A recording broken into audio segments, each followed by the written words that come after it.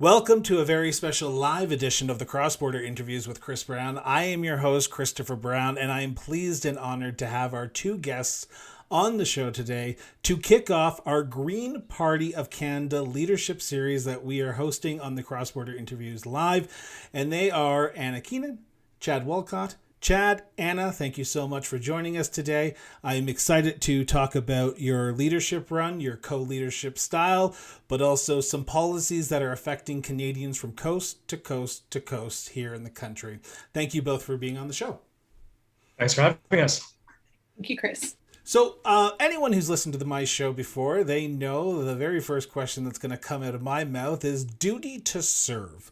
Where does that come from? So this is going to be a roundtable discussion, as always. So we'll start with Anna on this question. Anna, where did your sense of duty to serve come from? It's a beautiful question. I really appreciate it.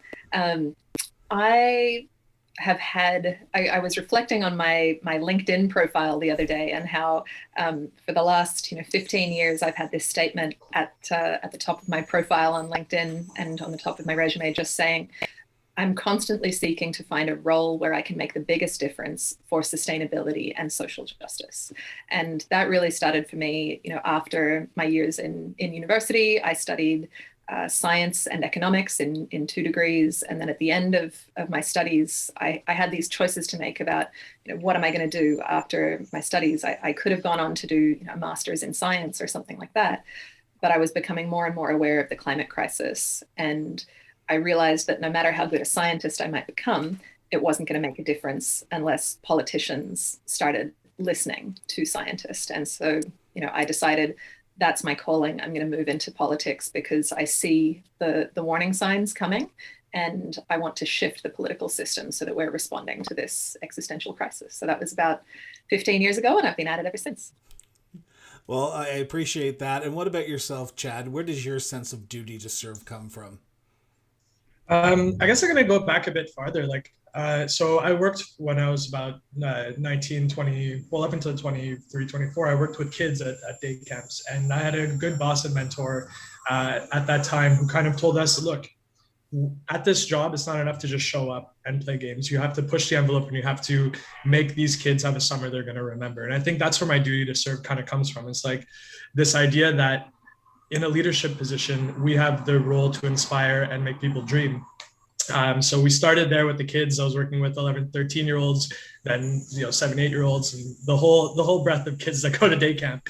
And I kind of took those lessons with me when I got to university and started getting involved in student government. And that's when I kind of was able to take those concepts and really apply them to representing both my faculty association back in 2010, 2011, and 2012, 2011, 2012, the whole university. And yeah, that's sort of, the duty to have integrity, be honest, take negative feedback, and try to improve myself, and always push the limits of what is possible, and always push the limits of inspiration. That's where it kind of came from for me. Yeah. No, and I appreciate you both answering that question because I always find it fascinating to hear where that duty to serve comes from. And we have so many great people who put their name forward in many different levels of government, and they all have their reason to do that. So even that brief description for yourself tells me a lot about who you both are.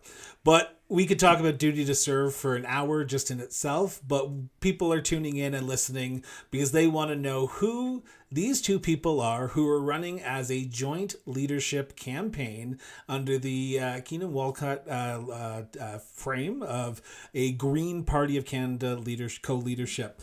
So I'm going to start my basic line of questioning with this. How did this partnership come about? How did Anna and Chad get together one day and decide, you know what, we need to do this together? Who wants to take that question? Because it is an open-ended question, and I'm assuming you'll be going back and forth, but let's start. Who wants to take that question?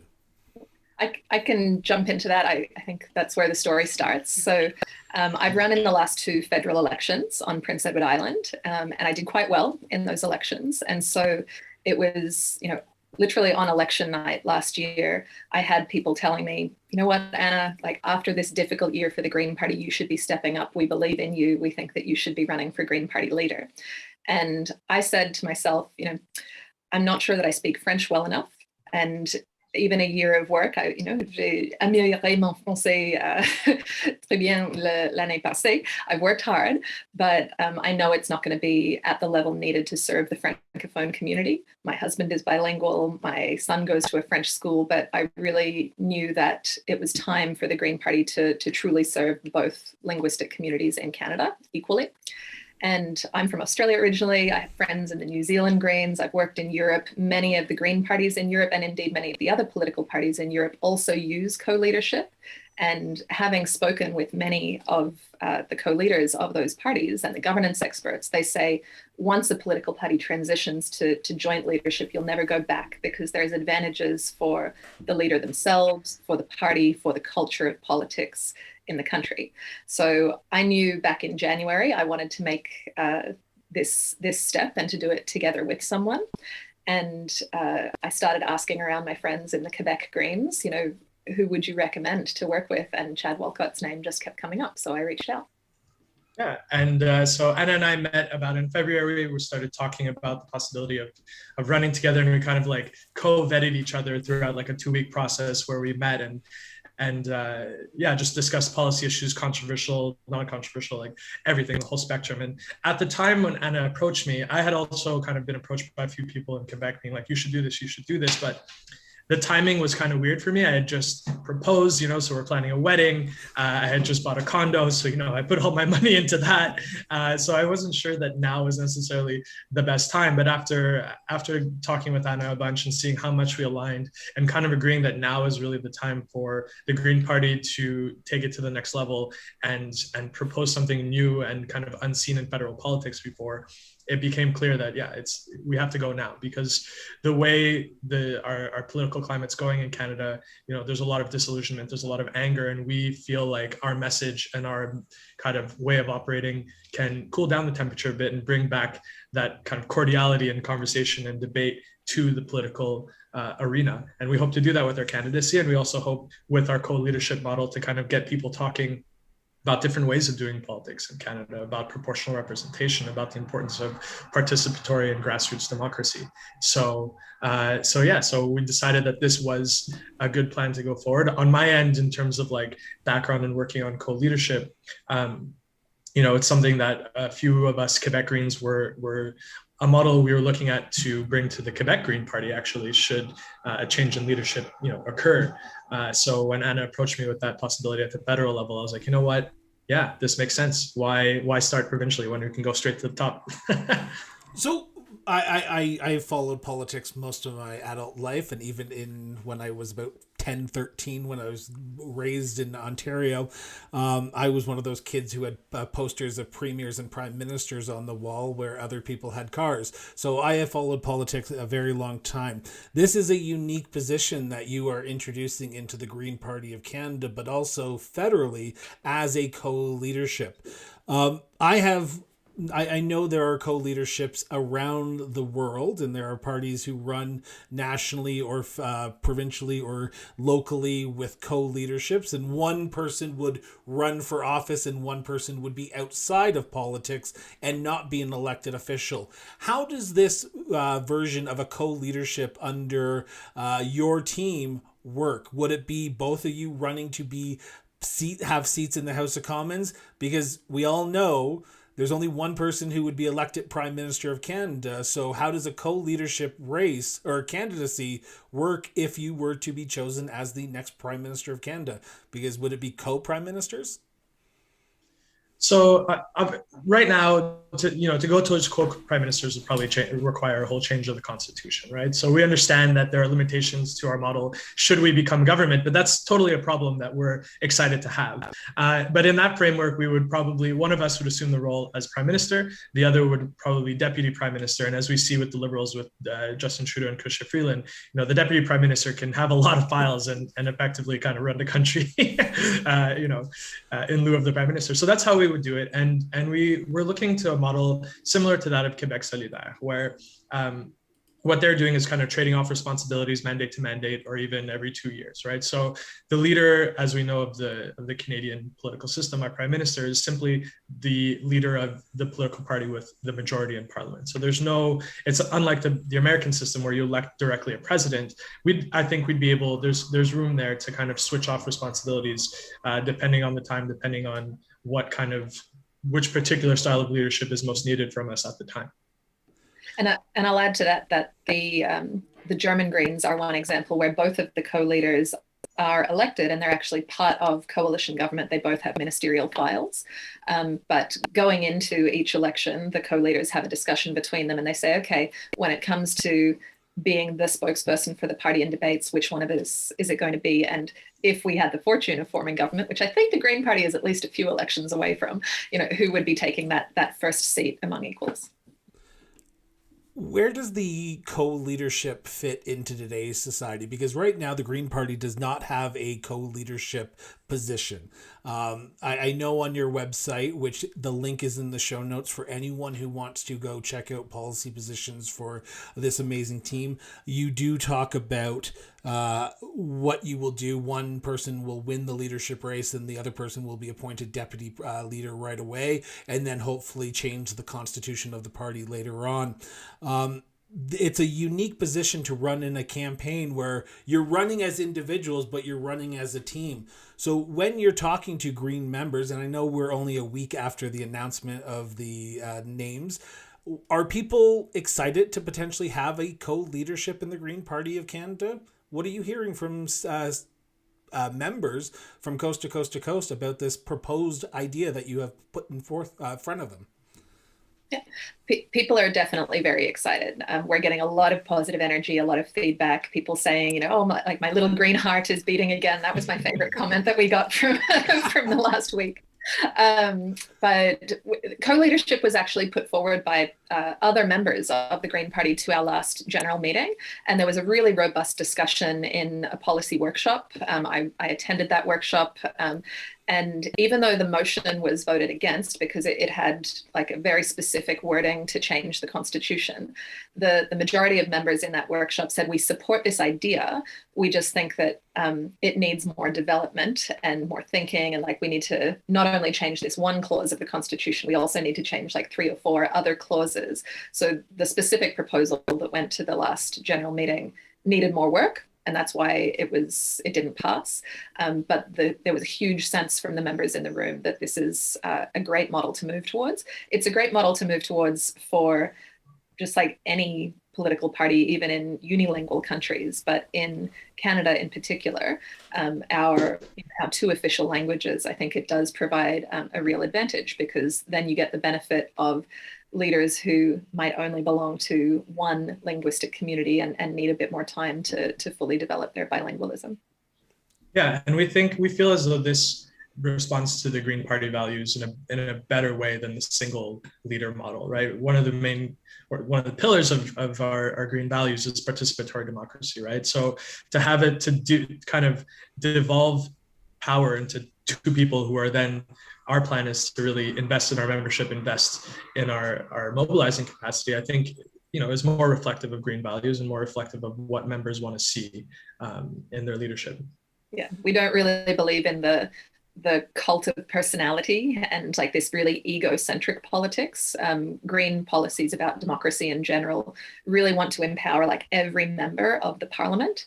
Right now, there's dozens and dozens of representatives who just like happily sit on the back bench and they take orders from their party leader about how to vote, and really returning to the sense of parliamentary democracy, so that it's all 338 representatives that are making decisions together. I think that would be healthy, and it would maybe give Canadians more of a sense that they as citizens have individual power and that the government will respond. Their views will be represented in Parliament. The last question on this subject before we turn to my favorite part of these interviews is policy. I love policy talk. I love chatting about policy, but you probably have fielded this question already, but I'm going to get you on the record for my show just to make sure that people know who are tuning in and tuning in later. Not two people never think alike on 100% of the issues. Chad, Anna, you were probably going to disagree on one particular issue or the way forward on one particular issue. How does Walcott Keenan co-leadership address that part of the co-leadership model that you're putting forward? Is it go into a back room and duke it out, or is it just having a civil conversation and may the best person win, or putting it forward to the members? How does the issues that face Canadians day to day that you may disagree on get settled between a co-leadership team like yourself? Right. So that's a very good question and a valid one. So what we've decided is that should there be a policy issue or an issue that really we can't come to terms with and we can't solve on our own, we've kind of brought together an advisory board that will help us of three with an additional fourth if need be, that will help us. So we would take that issue, we'd explain each of our points of view to this advisory board and let them have a conversation about what is the best way forward, right?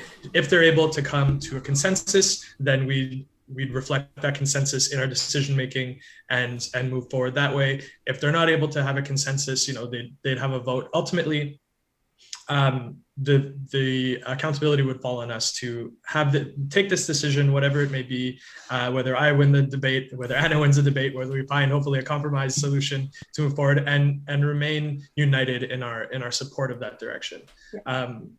Yeah. Did you want to add anything on that? I'll add to that Chad and I actually have already had one serious disagreement in the last 8 months of working together, and we talked through it. We resolved it between ourselves, and I think it actually deepened our trust in each other. It's like having I'll use the term official best friend. To be in a co-leadership relationship, it's like having an official best friend within this professional relationship. That was a term that the former co-leader of the Greens of England and Wales used to me. And you're committed to your friendships, and this is like a key relationship. So I don't want this relationship to break up over a disagreement. We know how to work through disagreements together and to find the best solutions. In that instance, we found a solution that we were happy with and that we've remained committed to.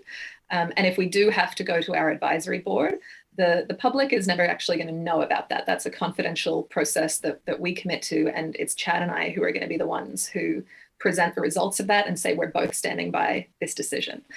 So I think we've lined up the processes to have backups. Hopefully we never need to use the advisory board, but it's our sort of go-to emergency if we can't resolve something between ourselves, which I trust we'll be able to do in 99% of situations. Yeah, I think it's about the ability to be able to have difficult conversations and still be able to work together, right? And that's a core principle of our campaign and our leadership style is we're never going to agree on every single issue. We could disagree on a fundamental level, but we need to be able to sit down and talk to each other in a calm and respectful way and come to a consensus or come to a compromise that works for both of us or makes both of us a little bit unhappy, as compromise often does. But it's important, and it's important to be able to do that in the larger political context as well. We need to be able to sit down with the NDP, with the Liberals, with the Conservatives, and have spirited debates that remain respectful and try to find common ground to move forward on. And I think, we want to lead by example, right? And that, to go back all the way to the first question of our duty to serve, it comes from a desire to lead by example. And we want to try to do that. Yeah. And we've got that work to do within the Green Party as well. There are different groups within the Green Party that want to go in different directions, and we want to be unity leaders that demonstrate and that promote the idea of working together even through difference. And I think that's what's needed to strengthen and solidify the Green Party to recover after a very, very difficult year last year, and to ultimately get to the point of taking responsibility and getting results in terms of winning seats in Canadian Parliament. Okay, I was going to talk about policy, but Anna, you just mentioned something that I want to play in that sandbox for a few minutes, if you're okay with me, and that is the difference of opinions. Because we saw in the last election and in the last few months, the Green Party has been in a odd position. I'll say that kindly. how do you balance that? Because you will be putting forward a vision for the party, and there are people out there who may not agree with that vision for the party. Once you both become leader, or one of you become leader, one deputy leader, and then co-leader once the constitution is changed, how will you address what is going on in the party, but also how do you address the different positions the party has? Because if you talk to a Green in Alberta, you talk to a Green in Ontario, you talk to a Green out in Nova Scotia or PEI or Quebec, you're going to hear something different from each one of them about certain issues. How do you see your role as leaders to mold the differences of opinions and bring them into a message that Canadians can unite behind? Go ahead, Anna. Yeah. It's about listening and it's about empowerment. So we get a lot of feedback. Like in the last week, people say, "Oh, I've seen your video. I think you should have said this differently. I think you should have said that differently." And of course, different members have different ideas about the directions that we should be going. So we're trying to listen to what everybody is telling us, the feedback we're getting from multiple directions, integrate that, and try to find, a balanced path that the majority of members can get behind. And I'm really excited by the support that we're getting from younger Greens as well, who've felt a little unheard in the party for some time. And I really believe that by uniting the generational values of millennials and Gen Z with the traditional environmentalist values of the older generation in the party, that we're going to become this like unstoppable intergenerational force for change. So it's about listening, but then it's also about empowerment. I don't want to be, and we don't want to be, the sort of leaders who are micromanaging and trying to control what members are saying. We want to support everybody's leadership across the country. And if we're going to grow the party, we need to let go of control and instead support people's ambition. If somebody wants to run a full ambition campaign, we should be giving them support. We should be enabling them to access resources, to access training, to, a lot of the expertise that I've brought into my own campaigns here on Prince Edward Island, I gained from my experience outside of the Green Party in the nonprofit campaigning sector with Greenpeace, with 350.org, with avaz.org. Those organizations taught me how to do citizen engagement. And I brought that skill into the party, and that's why I've had success. And like Elizabeth has similar experience, Mike Morris, Paul Manley, they've brought their own experience. We need to be creating the Green Party as an institution that gives that experience, that gives that training to the people across the country wanting to make a difference. And so if you're a Green in Alberta, I trust that you are the best person to communicate Green values to the Albertan community. If you're a Green in Prince Edward Island, you know how to communicate to your community. So it's about trusting people to connect with the specific values of their own local community. It's not about, us as leaders doing that for every community across the country. We want to lift up the leaders that already exist across the whole country. Yeah, it's about applying the principles of leading from behind, right? It's you set a destination, you all agree on the direction you want to go, and you let the experts, the regional experts, if we're talking about places like different places in Canada, lead in their own way, and give them the resources to shine and build leaders and lift them up, so that the Green Party can be relevant in every region of the country that needs to be, and that every group with diverging priorities within the Green Party feels an ability to contribute to the overall growth and direction of the party. I appreciate the answer on that question, but as I said, I enjoy the policy questions, so we're going to turn to the policy questions here for a few seconds here. And I want to start off with one that is important to a lot of Albertans, because we have seen over the last year and a half, and us coming up on the second anniversary of the National Truth and Reconciliation Day on September 30th, Aboriginal and First Nations relations with our federal government. While you are relatively new in the leadership race, this is only a week into the leadership race, you have both ran campaigns in the past, and your name has been on the ballot. Where do you see the Green Party helping foster the relationship between Canada and our First Nations communities here in Alberta, in Ontario, in Quebec, PEI, up in Northwest Territories? Chad, do you want to take that one? Sure. It obviously needs to start from a place of like recognition of the impact that the Canadian government has had on these communities in the past. Recognizing the damage we've done, the intergenerational damage we've done through residential schools, through policies like the white papers and the Indian Act that are designed to still today assimilate these communities into Canada, despite the fact that a lot of the times these communities don't identify as Canadians and don't want to be Canadians. In certain cases, in other cases they do, but it's about bringing these voices forward and letting them speak for themselves rather than trying to speak on their behalf and dictate what truth and reconciliation really looks like. So yeah, I think it starts with an honest recognition of the damage that we've done and raising the leaders of these communities to speak for themselves and help guide us in how we move to a place of trust again, how we move to a place of healing. So have you started that conversation? Sorry to interrupt, but have you guys both started that conversation? Because you have a very short time frame to become the next leaders, and after that, we are in a minority situation. We could be at an election by all Twitter accounts, and we all believe what Twitter says because it's the end-all be-all of what happens in this world. But we could be in an election in this fall, next spring. You will have a very short time frame to start making those connections with our First Nations and Indigenous communities. Have you started that process already? I can say in my writing, like I've always made it a priority to make sure that one of the first communities that I go and knock on the doors of is, the reserve that's within my community. I try to maintain good relations with the Mi'kmaq leadership in Prince Edward Island, and I have really great respect for the Indigenous leaders that we have within the Green Party. We have, on our federal council right now, there are 4 really amazing and powerful Indigenous women from across the country. There's a recent innovation within the party to introduce the Indigenous Peoples Advisory Circle, and that's a formal element of our governance now.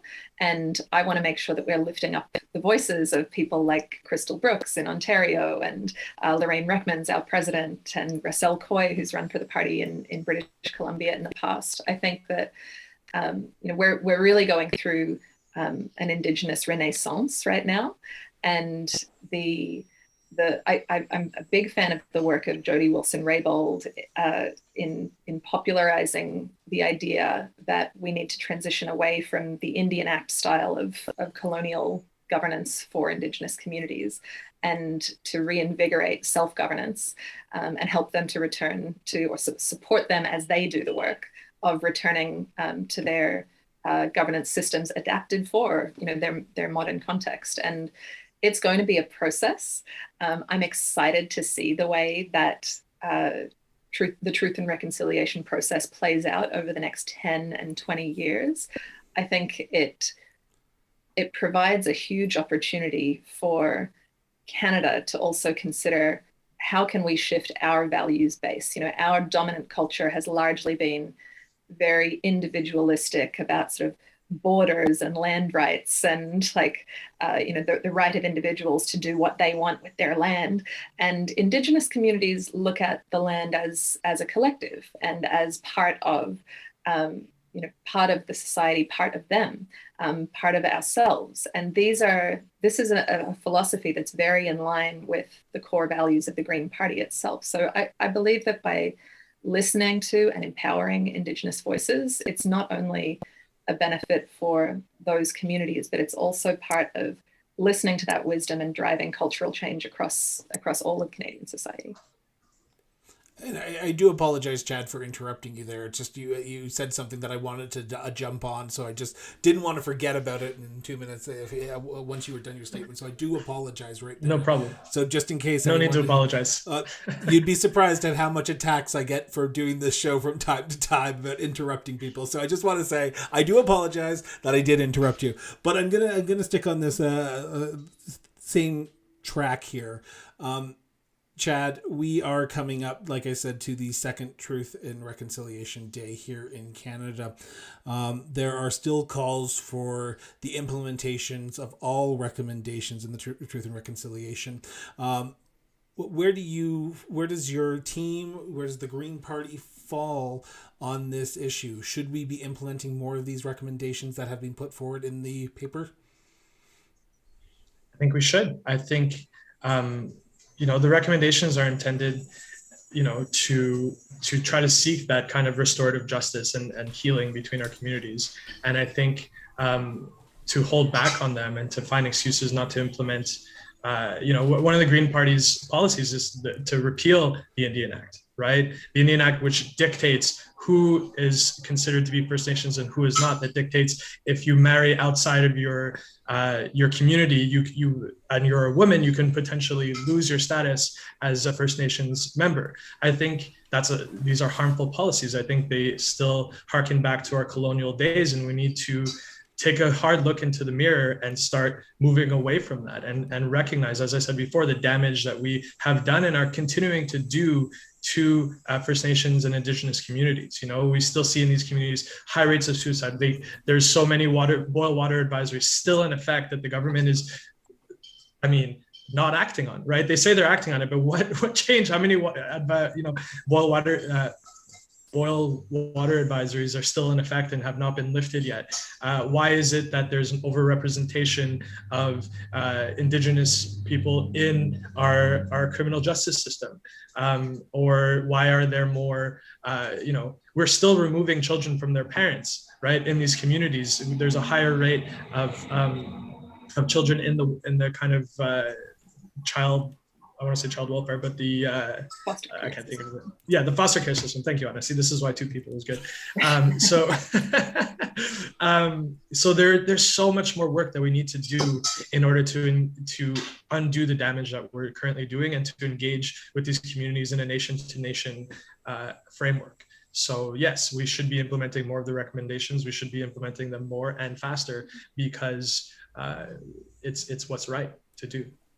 I appreciate. Go ahead, Anna. I'll jump in because this is the great thing about the show. I was going to add one of the things that we get from fully implementing the recommendations of the Truth and Reconciliation Commission is, very beautiful ideas like restorative justice. And restorative justice is a concept that originally entered into the Canadian criminal justice system through work with Indigenous communities and their traditional and cultural approaches to healing after crime and after pain. And those teachings, I think, like that, it was just a beautiful example. Like restorative justice now in my province of Prince Edward Island is now part of the general approach to criminal justice beyond the Indigenous community, and that, I think, is a beautiful example of how we can learn from traditional Indigenous values to improve. The first part of reconciliation is to make sure that we're undoing the harms and we're creating justice for them, but it's also going to make everybody's lives in Canada better as those values shift. Thank you for that. I want to turn now to an issue that is affecting everyone in this country, and that is affordability. Affordability. Inflation is at an all-time high. It's not as its highest as it's been over this last year, but it's at an all-time high. We have seen the Bank of Canada come out earlier this week with an interest rate hike, which means that mortgages are going to cost more, things are going to cost more in this country.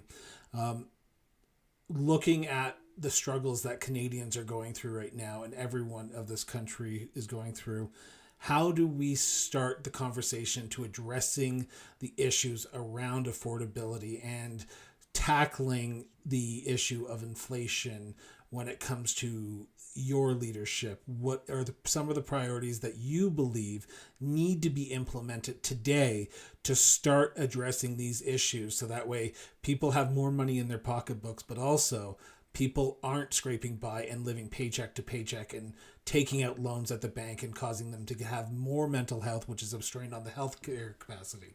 So how do we address the affordability crisis in this country right now? Who wants, Chad? Who wants to No, I'm asking it to Anna on this one. I spoke at length. Yeah. I think there are multiple parts of the inflation problem. If we just pretend that it's a simplistic solution, I think we're off track. Housing is one major area. Energy, and especially gas, is another. You've got food, which is a whole other area, and then you've got wages. And there are solutions across all of these, which Greens have been advocating for a long time, which could have avoided us getting into this situation. So Greens, one of the things I love about being a Green is that we take a long-term approach and like, what would a sustainable system be? But because we've failed to invest in, for example, public housing or local food supply systems, and we become ever more dependent on global food supply chains, which are now being disrupted due to war and due to the climate crisis, because we've remained dependent on global oil supply instead of decentralized renewable energy systems and public transportation, because we've failed to regulate the housing market, invest in public housing, and because we don't have livable minimum incomes, like it's just created vulnerabilities in terms of affordability across our entire economy. So when we are dependent on a rental market that has, total deregulation, very little public investment, it's seen as an investment opportunity. Prices are driven up and people have no other option available to them but to remain in that market with that rental drain on their pocketbooks. When we don't have public transport, people can't choose to switch from their gas car that they're pumping hundreds of dollars into per month. There's no feasible alternative. Like when I lived in Europe, or even when I lived in Australia, I had the option to not own a car and I had a beautiful life. I could get around and like get to everywhere I needed to go without the financial drain of owning a car. But we haven't built those alternatives in Canada. And that's one of the reasons that we're so dependent on these huge drains of money as prices are pushed up. I know that Chad has more to say on this, so I'll let him. I'm going to interrupt here for a second because we just got word that Queen Elizabeth has passed away peacefully. So the king and queen consort are still at Balmoral, surrounded by former Queen Elizabeth. I just wanted to break that in for those who are listening. Sad day in Canada, sad day in the Commonwealth, and I do apologize for interrupting that. It's just I've been watching the story, and anyone who knows me knows I'm a monarchist, true and true. So the Queen Elizabeth has passed away at the age of 96 today. So Chad, around affordability and housing and wages, let's talk a little bit more in depth about that. Continue on. I do apologize for interrupting there. No problem, and it is a sad day that it's sad that the Queen died, and our condolences to the royal family and to all those who support the monarchy in the Commonwealth. It is certainly a loss. But on affordability, we need to shift our mindset from housing as an investment opportunity to housing as a right, first and foremost, right? We think that the current real estate market speculation is what is kind of pushing this. Or what we said, the kind of fire real estate market that we saw in Montreal, in Vancouver, in Toronto. We need to do something to quell that, to make, again, whether it's taxing speculation, whether it's outright banning, we need to regulate the market a bit more and invest as a government in more affordable housing so that everyone can house themselves, right? We have in Vancouver, there's a crazy homeless crisis right now. My brother was just there a few weeks ago, and he was talking about certain streets where both sides of the street are lined with tent cities, right? And people can't afford to even rent. It's crazy. A 3.5 in Montreal, where housing, apartments are supposed to be affordable, or is now $1,600 a month. So basically a 1-bedroom apartment. And we have to do something to address this. We have to do something to reduce the price and make it more affordable for people. And we have to regulate and find ways to stop speculation. On wages, we need to look. I'm going to talk about wages and oil prices kind of in tandem, right? Right now, one of the main factors driving our inflation is the cost of oil, right? The cost of gas at the pump. And while everyday Canadians are struggling to pay their bills, to fill up their cars, we're seeing oil companies, making record profits that have never been seen before, right? We need to be bold enough to tax those companies heavily and regulate the market so that they cannot benefit on crises for everyday Canadians. It doesn't make any sense. And we have to use those taxes to then reinvest in our housing market, reinvest in creating an economy that puts the well-being of its citizens before profit and before, productivity.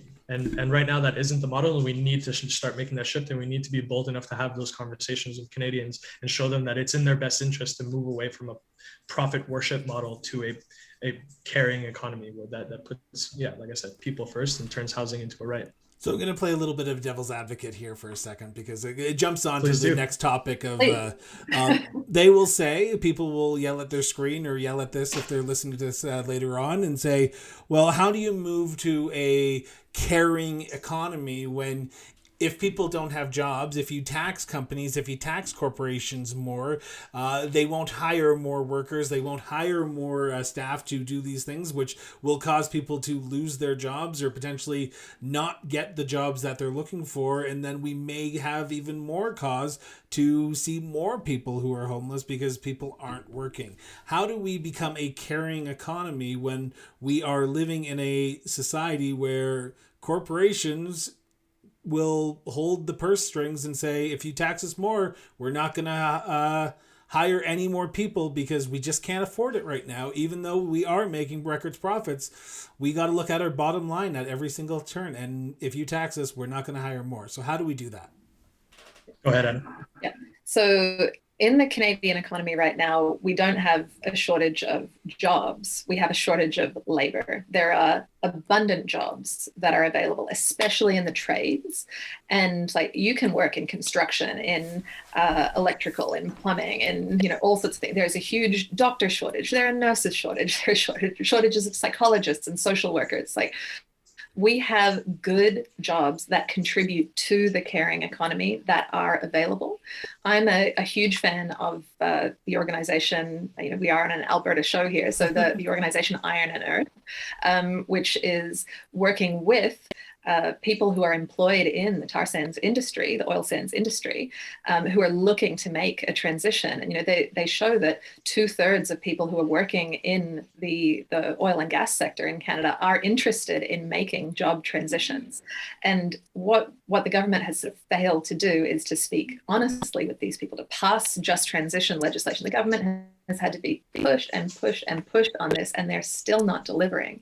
They're like, how can we invest in job transitions and retraining for these very skilled and very intelligent workers to find good jobs, largely in their own communities as well? Like, as I've gone door to door in the last elections, I meet people who are fly in, fly out workers from the Maritimes to Alberta, and they don't love it. Yes, they're being paid a very high salary, but a large chunk of that salary goes to the travel, and they have to spend half the time away from their family. Meanwhile, those same skills could, and that expertise and that labor could be being applied for building affordable housing right here in Prince Edward Island, where we need it. And that same dynamic is true all across the country. We want to be honest with the workers in Alberta and our energy sector.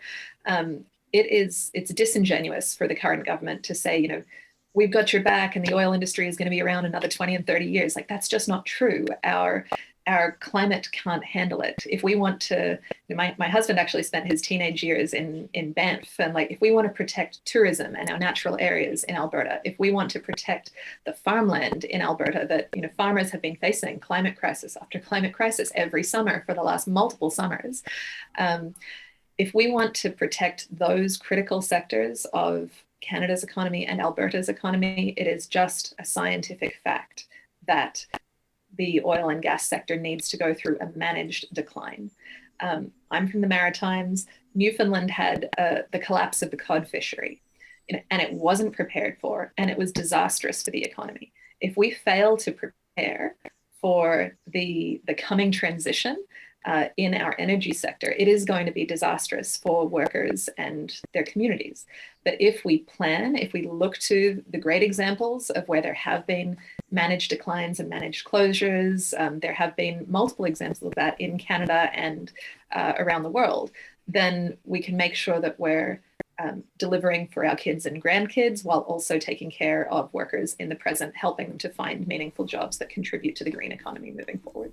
just a clarification here, just from my perspective, because I am the Alberta show and the Alberta host, and I guarantee you there's an Alberta listening to this right now yelling at me. Managed decline, that seems like something that is not saying you're for closing down the oil and gas sector here in Alberta tomorrow, but it could be in the future, 10, 15 years from now, 20 years from now. Can you take me through what you mean by managed decline? Because if Jason Kenney's listening to this right now, I've just seen the tweet that has gone out saying Green Party is attacking our oil and gas sector again. What do you mean by managed decline? Yeah. Well, sorry. We need to start transitioning to more renewable energies, right? So to do that, we need to work on retraining our workers in the oil and gas industry to, transition to a greener economy, to transition to greener sources of energy. So that's kind of what we mean by a managed decline. It's about, yes, reducing our dependency on fossil fuels, while also not abandoning the workers in the fossil fuel industry and helping them to transition to jobs that fall into a greener economy, that fall into the future, right? Canada has an opportunity to be a leader in clean energy in the world, right? And we're kind of we're leaving that opportunity by the wayside by continuing to just double down on industries that we know are hastening climate change and that are kind of making the climate disaster worse. Like we have an opportunity to be a world leader in clean energy and solar energy and wind energy, and we have the people power to populate these jobs and retrain people for them, while again, not tomorrow shutting off the pipe and being like, okay, here's learn a new job, but gradually over years retraining these workers and investing in the future of our economy, because we can't sustain this kind of energy exploitation at this point. It really, go ahead, Anna. Sorry, I just want to jump in, and you might be able to answer this as well, Anna, because it is a topic that I know there's at least 4 or 5 people who listen to the show who always ask this question right afterwards, but and they asked it during our live interview with Jordan Wilkie, the leader of the Green Party of Alberta, and that is around nuclear. Uranium exploration in Saskatchewan is a big exporter. In Ontario, they have Darlington and Pickering, which some are being Pickering is close to being offline here soon. Darlington is getting refurbished, and then premiers Kenney, Moe, and Higgs out in New Brunswick all said that they want to bring in small nuclear modules, so that way it is a other type of energy that we're looking at. What is your position on nuclear energy, but also continue on with what your statement was? Yeah. So it should come as no surprise the Green Party is consistent in this, and I think all Green Party leadership candidates will be aligned on this. Nuclear energy is not the way forward. It is expensive. It relies on abundant supplies of fresh water, and in an increasingly climate changed world, that is not a guarantee. It presents security risks. You're seeing that in Ukraine right now. And in a world of increased climate catastrophe, we could do with a few less, ticking time bombs that present those sorts of risks. It also requires, waste storage for 100,000 years into the future. That's beyond, the ability of a human mind to comprehend. Our lifetimes are less than 100 years. And how can we plan for 1,000 generations in the future to care for toxic radioactive waste? So I don't believe that it is the way forward. There's also, significant environmental challenges at the point of uranium extraction, and often indigenous resistance to those mines as well. So, I'm originally from Australia. Like there are significant uranium mines on indigenous land in Australia that have been protested for decades as well. And I'm not a believer that the nuclear cycle around the world contributes to global peace and security and prosperity. I think we can do without it. But in terms of managed decline that we were speaking about before, like we need to have the courage to regulate. We need to set a carbon budget that is in line with science. So the idea of a carbon budget is to say, okay, science tells us that if we want to keep to 1.5 degrees of global warming, which is about the level at which our agricultural systems could keep up and adapt before going into spiraling crisis every year. If we want to keep to that level, then we can emit this much carbon over the next 10 years. And then you regulate and you do not allow expansion of the oil and gas industry beyond that amount. You tighten and tighten the regulations around oil and gas companies. And if they're unable to comply with it, you make sure that there are compliance mechanisms to keep them in line. Because if we don't have those compliance mechanisms, then we'll sort of do what we've done the last 20 years, where we promise big, ambitious reductions. But Canada's emissions have not declined at all in the last 20 years, neither under Stephen Harper nor under Justin Trudeau, despite Justin Trudeau proclaiming himself as some great champion of climate action. We actually have not seen results if you look at our national emissions. And that's because they're talking climate action on one hand, and they're allowing expansion of the fossil fuel industry on the other. We have to have the courage to regulate and to look at it as a whole systemic issue. Last question on this subject before we turn to our last segment, and it goes in line with what Anna just said here. Do you think Canadians have the courage? Do you think Canadians have the courage to actually stand up and say, enough's enough? We realize that the climate crisis is one of the biggest issues, if not the biggest issues, that is facing not only Canada, but the world today. We need to start doing something. Do you think that we have the courage to do that? Or and I say this with all respect to anyone who's listening and to the candidates on, but is it you screaming this into the void and just hoping that people will listen? And I mean that with respect, because we've heard this story over and over. We need courage. But you look at the voting pattern in Canada, the courage seems to be there, but our politicians don't want to admit that it's there. So do we have the courage? I think we absolutely have the courage, right? So our current first past the post system elects governments with like 30% approval ratings, right? Or 30%, 35% of the vote. But we're seeing many more Canadians than that screaming that literally the world is on fire, right? Our generation, what's our generation again? The millennials.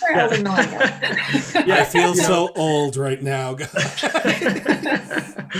But that's what we're talking about. We hear it in our campaign all the time when we're talking about social justice issues, which are intrinsically tied to climate issues. But now is the time to take bold action on climate. The rising sea levels, the raging wildfires, the extreme weather events that climate scientists have been talking to us about for years are here today. It's not something in the future. We're experiencing them, we're living them. And so we believe that Canadians do want to see that bold change. We think that the incrementalism and inertia of the current governing parties is it's used as a way for them to dangle progressive policies in front of us but never actually do it. You know what I mean? Justin Trudeau ran on moving away from fossil fuels. He ran on proportional representation. He ran on all these things, but he canned proportional representation at the first chance he got. He invested in more pipelines and expanding the oil sands, as Anna was saying. We talk about truth and reconciliation, but these pipelines, they're going through First Nations lands, whether they like it or not, with very little environmental assessment impacts, or the ones that are done are largely ignored, right? So the governments are acting, I think, in their own electoral interest and kind of using Canadians as sticks against each other's parties. But we need to stop that. We need to have a realistic long-term approach to how we plan for our energy, how we plan for our housing, and how we plan for the future of our democracy. And that begins by recognizing that we need to transition away from the old ways of doing things. We need to transition away from fossil fuels towards renewable energies. We need to transition away from profit-based economic models to wellness-based economic models. And we need to start doing that now. And that's why we think that the Green Party has full potential to do that. Whereas the other parties have achieved their potential and are stagnating. We want to grow the party and we want to take it to the next level to be able to communicate to Canadians in a way that'll be receptive to them, right? Because we hear you on the pushback, it's real. But we think that by engaging Canadians as the adults that we are and that they are, and have a conversation, a serious conversation about how it is that we can move forward, that, you know, where the tide rises all ships, then we'll be able to make the transitions we need to make and push the bold policy that is required for this moment. Anna, do you have anything to add to that? Yeah, proportional representation is the solution here. Like, one of the reasons that Canadian politics is not responsive to or representative of public opinion is because of first past the post. We have 5 parties in Parliament, and yet we are sticking with this electoral system that is designed for a contest between 2. And if we want to move away from the extreme polarization and like creeping fascism that we see south of the border, where we've got these 2 camps fighting against each other and seemingly living in different worlds, we need to look around the world and say there are better models of doing politics that are more stable and that involve more collaboration and more compromise, and proportional representation delivers that. I think there's actually a huge opportunity. In just 2 days, we're going to know, who the leader of the Conservative Party is going to be. And I'm excited about the idea that the Conservative Party could fracture into multiple smaller ideological parties. And perhaps some of them could support the idea of moving towards proportional representation. We've already heard that from Michelle Rempel-Garner, that she believes Conservatives need to start looking at the idea. Because it's really in Justin Trudeau's interest to keep a fear-based voting system instead of a courage-based and values-based voting system, and that's why he broke his promise. So I think Canadians are ready for big and ambitious changes on climate change, on social justice, on our electoral system, but it's Justin Trudeau who has, by breaking that promise, really kept Canadians in a box and are forcing them to make choices between the lesser of 2 evils rather than being able to vote their values. I just looked at the clock and I know we are at the hour mark. We have just passed the hour mark, and we had a full other segment, but I know I said an hour, so I'm going to leave with this last question, and this is to both of you, because we could probably talk for another 3, 4, 5 hours on these issues that are facing Albertans and Canadians, but you have other things you need to do. You need to go out and meet people. How can people learn more about your campaign? How can people reach out and ask questions that they have? And after that, and this is the preamble to the very last question, which is, why you? Why should people take out a membership of the Green Party and put their trust in Team Walcott Keenan? So first off, how can people reach out? And then the last question, give us your pitch. You have 2 minutes, and whatever you want to say. Why should people put their trust in you to be the next co-leaders, actually the first co-leaders of the Green Party of Canada? Whenever you want it, whoever wants to start that. Perfect. I guess I'll jump in here. So to find out more about our campaign, to get in touch with us, to volunteer, to donate, you can go to keenanwalcott.ca. You see our last names here in the chat, I think, or not in the chat, but in the on screen. So keenanwalcott.ca to find out about our policies, to find out a little bit more about us. And why us?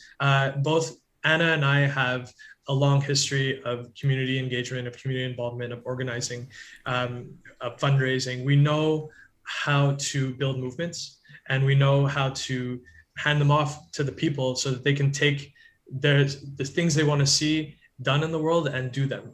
Our ethos is leading by example and building leaders who can then build other leaders.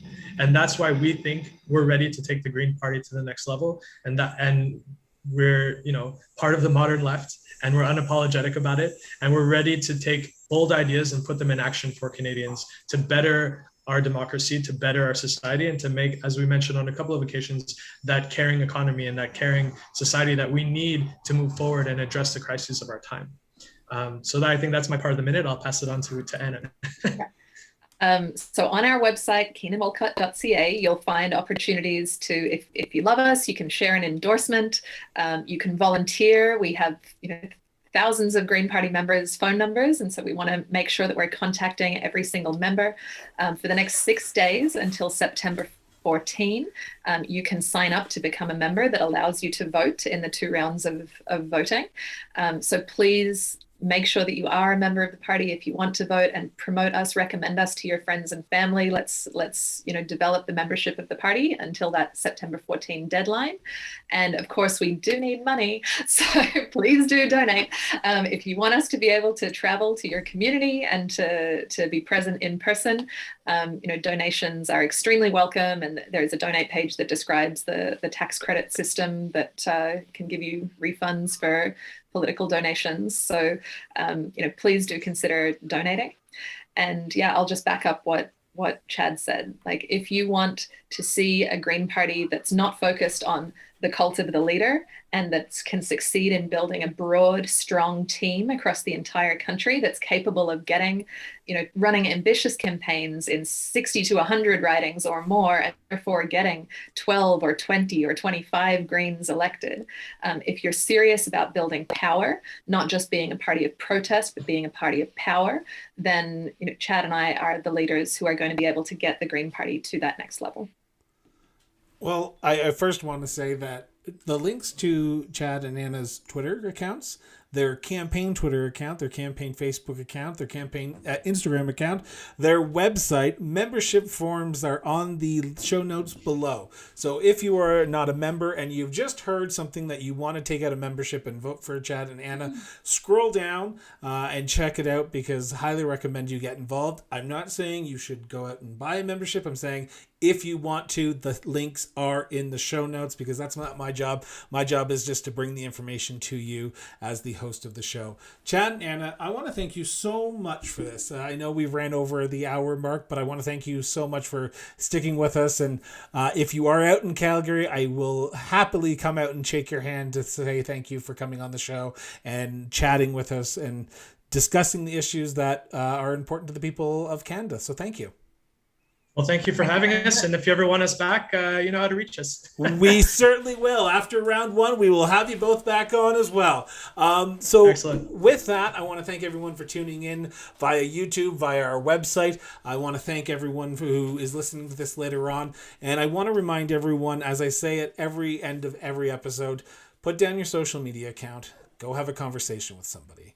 Take 5 to 10 minutes out of your day and go talk to somebody. It helps our democracy, it helps our society, and it helps us become a better people. So with that, have yourself an excellent day. This has been the Cross Border Interviews live with Chad and Anna, and we will be back later on Friday for another full 4 hours of country music artist here in Calgary for the Canadian Country Music Awards.